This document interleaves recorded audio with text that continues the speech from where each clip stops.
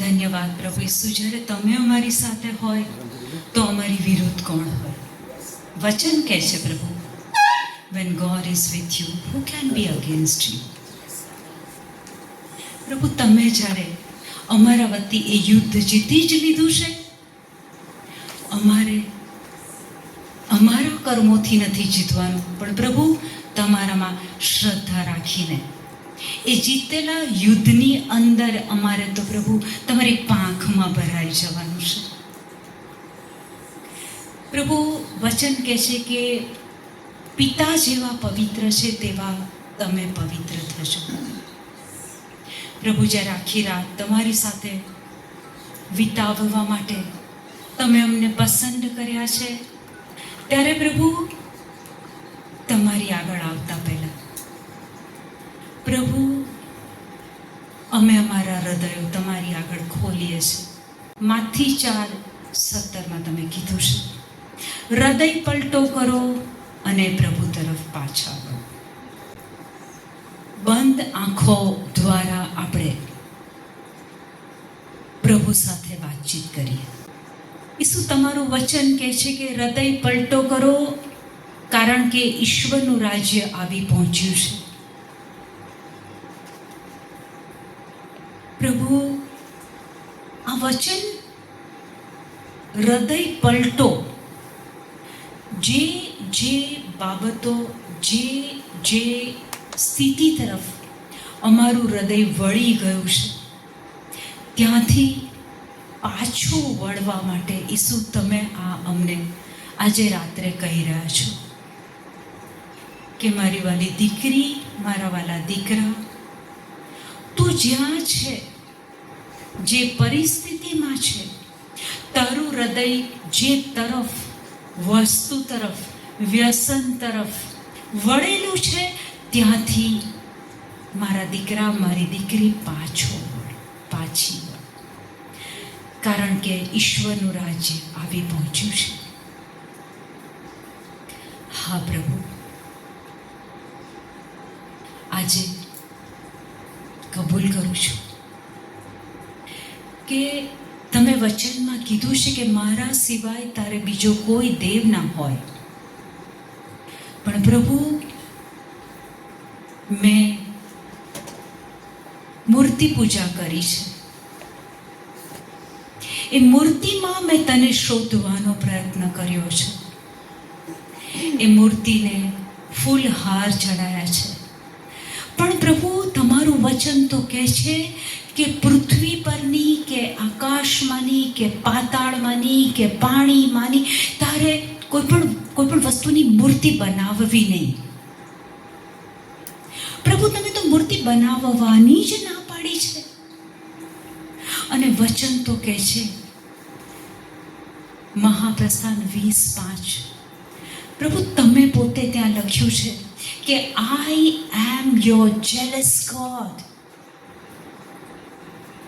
પ્રભુ, જ્યારે હું મારું હૃદય, મારું ધ્યાન એ મૂર્તિ તરફ વાળું છું, દુનિયાની કોઈ પણ વ્યક્તિએ બનાવેલી મૂર્તિની અંદર જીવ નથી. જ્યારે પ્રભુ એ મૂર્તિ તરફ અમે વળીએ છીએ, એ મૂર્તિની પૂજા કરીએ છીએ, ત્યારે પ્રભુ એ રોમન સૈનિકોની જેમ અમે તમને ચાબખાનો માર આજે પણ મારીએ છીએ. પ્રભુ, આજે માફી માંગુ છું, પસ્તાવ કરું છું કે તમે જીવતા દેવ છો, રાજાઓના રાજા છો. વચન કહે છે તમે આલ્ફા ને ઓમેગા છો.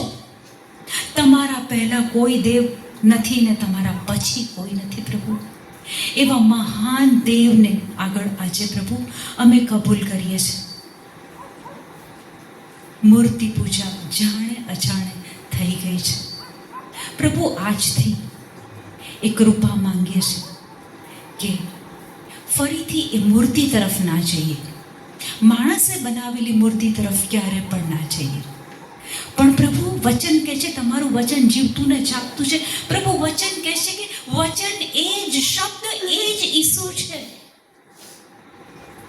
પ્રભુ આજથી એ ઈસુ, એ વચનની પૂજા કરીએ અમે, એ વચનની પ્રાર્થના કરીએ અમે, એ વચન પાસે જઈએ, એ વચન બોલીએ, એ કૃપા માંગીએ છીએ પ્રભુ.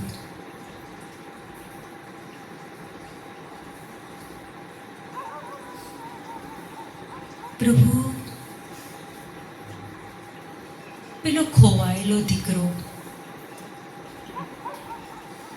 જેવો યુ ટર્ન લે છે, પિતા તરફ જાય છે, કે સામેથી પિતા આવીને એને આલિંગન આપે છે, એને બાથમાં લઈ લે છે, એને જબ્બો વીંટી અને પગરખા પહેરાવે છે. હા પ્રભુ, આજે હું તમારી તરફ યુ ટર્ન લઉં છું.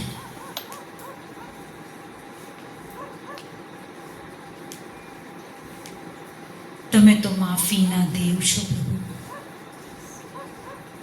તમે ગુસ્સો કરવામાં ધીમા અને પ્રેમ કરવામાં ઉતાવળા હો છો. હા પ્રભુ, તમને ન ગમે એવી હજુ એક બાબત કરી છે.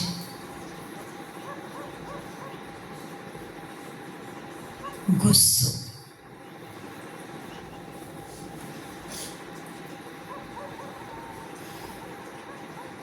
ગુસ્સો એ પ્રભુ તમારું લક્ષણ નથી. એફેસસ 5:1 વચન કહે છે, ઇમિટેટ જીસસ. ઈસુની નકલ કરો. ઈસુ તમને તમારા શિષ્ય 30 સિક્કામાં વેચી દેશે. ઈસુ તોય તમે ગુસ્સે નથી થતા અને એના પગ ધુઓ છો.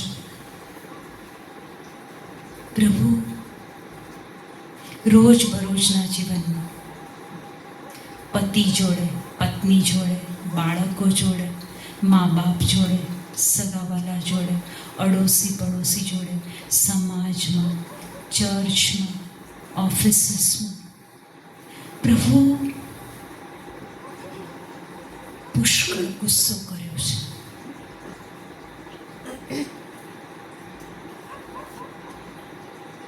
મા બાપની આજ્ઞા પાળવી એ તમે તમારી આજ્ઞામાં કીધું છે,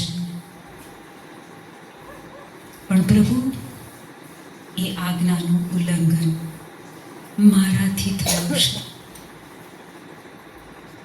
પ્રભુ, પૂરા હૃદયથી માફી માંગુ છું. બિનજરૂરી ગુસ્સો મારો કક્કો ખરો છે, હું કહું એ જ સાચું, તારે મારું સાંભળવું પડશે. પ્રભુ, બાળકો પર ગુસ્સો કર્યો છે. પ્રભુ, તમારી આજ્ઞામાં એ નથી અને એ વસ્તુ મેં કરી છે. આજે પૂરા હૃદયથી પ્રભુ માફી માંગુ છું.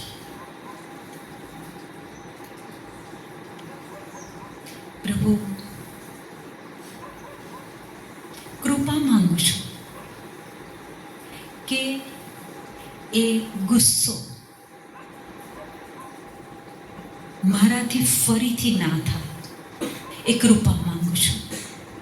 Lord Jesus, I want to imitate you. મારે તમારા જેવું જીવન જીવવું છે. ઈશ્વરે કૃપા માંગુ છું કે તમે તમારા પર ગુસ્સે થનાર, તમને કોડાથી મારનાર, તમારા હાથે પગે ખીલા ઠોકનારને માટે તમે આબા પિતાને કીધું કે પિતા, આ લોકોને માફ કરી દો. પ્રભુ ઈસુ, તમે અમારા સર્જનહાર છો અને તમે અમને તમારી પ્રતિમૂર્તિ રૂપ બનાવ્યા છે. એ જ પ્રેમ અમારી અંદર છે. પ્રભુ ઈસુ, તમે કીધું છે કે તમારી જાત જેટલો બીજાને પ્રેમ કરો. પ્રભુ, એ ગુસ્સાની જગ્યાએ આજથી, આ ક્ષણથી પ્રભુ હું તમે જેવો પ્રેમ કર્યો છે એવો પ્રેમ હું લોકોને કરીશ.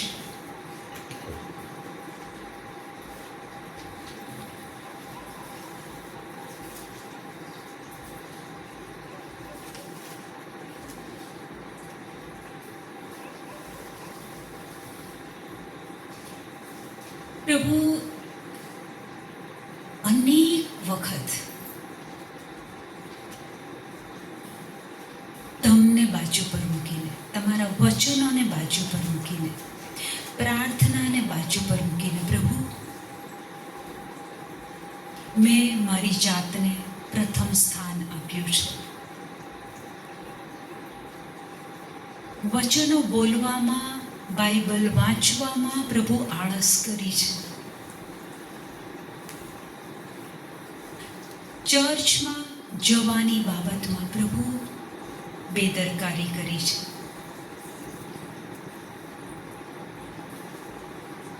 પ્રભુ વચન તો કહે છે કે સ્વર્ગમાં સર્વશ્રેષ્ઠ સ્થાને શબ્દ છે અને એ શબ્દને પ્રભુ મેં નકાર્યો છે. એ શબ્દ પર મેં શ્રદ્ધા રાખી નથી. એ શબ્દ સાથે સંબંધ બાંધવાની બાબતમાં પ્રભુ મેં આંખ આડા કાન કર્યા છે.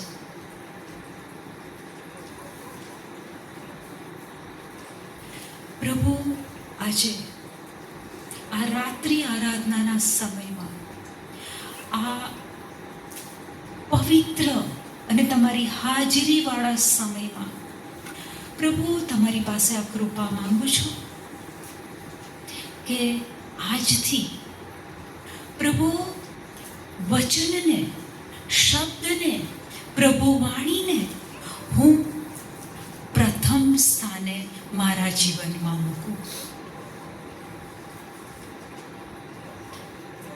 નોકરીએ જવાનું છે, બિઝનેસ પર જવાનું છે, સ્કૂલમાં કોલેજમાં જવાનું છે, રસોઈ કરવાની છે, ટીવીમાં ન્યૂઝ જોવાના રહી જાય છે, બેનપણીને કોલ કરવાનું છે.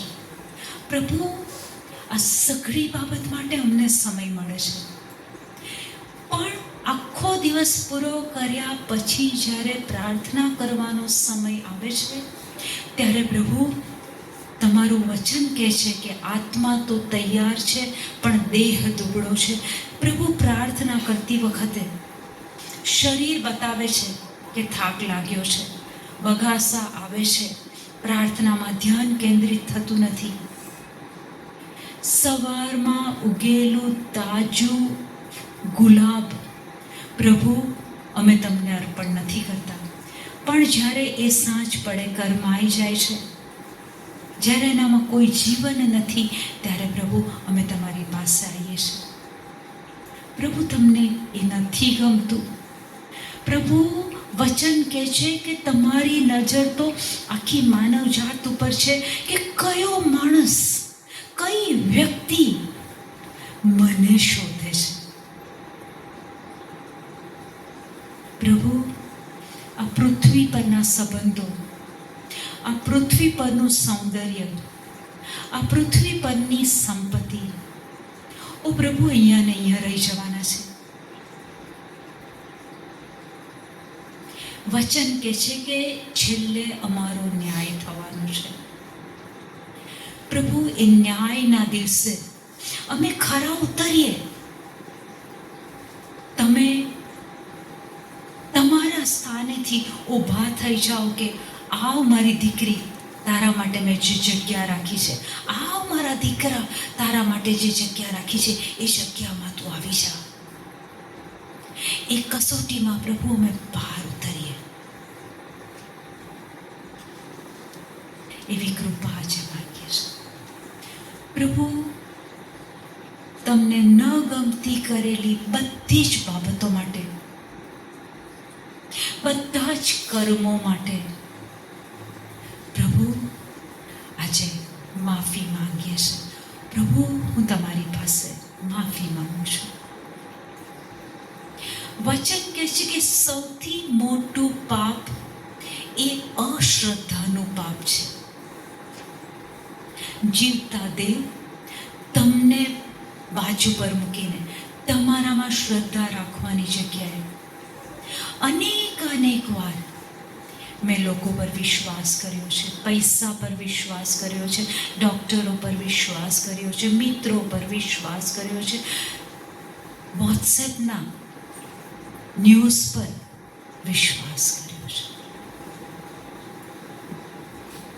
પ્રભુ, આજે પૂરા હૃદયથી માફી માંગુ છું. જીવતા દેવ, મહાન દેવ, આજે યુ ટર્ન લઉં છું અને તમારી પાસે આવું છું. હા પ્રભુ, તમારા 2 હાથ પહોળા થઈ ગયા છે. હા પ્રભુ, હું તમારી બાથમાં છું. ધન્યવાદ આપા પિતા, તમે મારો સ્વીકાર કર્યો છે. કબૂલ કરું છું કે ઈસુના લોહીમાં મારા પાપો ધોવાઈ ગયા છે. પ્રભુ, વચન કહે છે કે મેં તારા પાપોને વાદળની જેમ વિખેરી નાખ્યા છે, ધુમ્મસની જેમ હટાવી દીધા છે. ઓ ધન્યવાદ પ્રભુ, તમે મારા પાપો માટે મને માફી આપી દીધી છે. ધન્યવાદ પ્રભુ, તમારો આભાર માનું છું. પ્રભુ, હું તમારું બાળક છું. તમે મને પસંદ કર્યું છે. તમારા પુત્રના બલિદાન દ્વારા પ્રભુ, તમે મને ખરીદી લીધી છે, મને ખરીદી લીધો છે. પ્રભુ, હું તમારું બાળક છું. ધન્યવાદ પ્રભુ, મારા પાપો માટે તમે મને માફી આપી દીધી છે.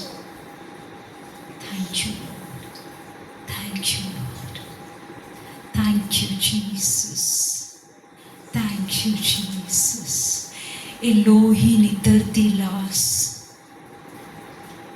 ક્રૂસ ઉપર, એ લોહી, એ પવિત્ર લોહી, એમાં મારા પાપો ધોવાઈ ગયા છે. ઓ ઈસુ, તમારા બલિદાન માટે આભાર.